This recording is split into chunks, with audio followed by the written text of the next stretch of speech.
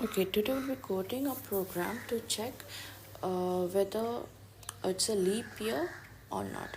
Okay, so we'll take the year input as integer, because in Python the default input is string, so we need to convert it to integer. So int input, enter the year.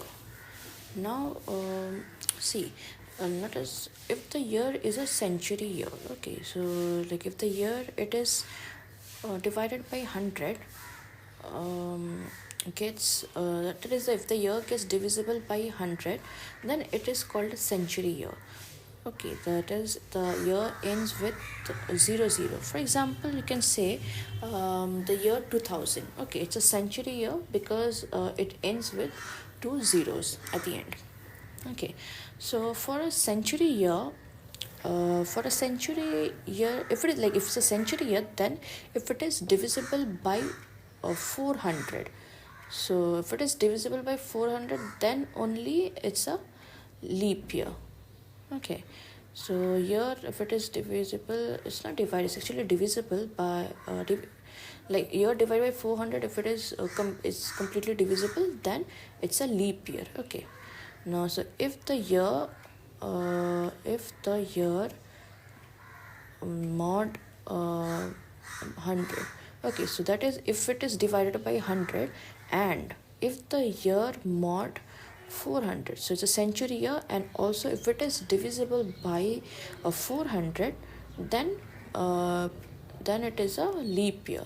So we write a f string, the year is a leap year.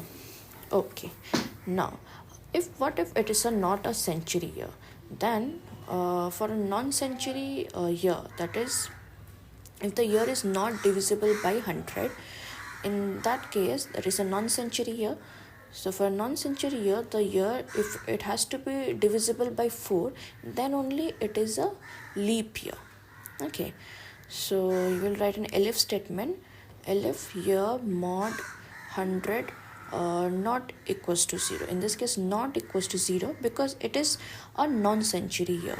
Okay, and the year mod 4 equals to 0. Yes, now in this case, this is also a leap year. For example, you can say like 2004 is a leap year.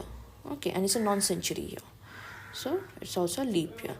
Else, then obviously if it does not satisfy these two conditions, it is not a leap year. This year is not a leap year. Okay, let me check the output. 2000. Okay, 2000 is leap year. Good. Then 1988. Oh, it's a leap year. Say 1947. Not a leap year. Then 2024. Oh, this year is a leap year. Okay, thanks for watching.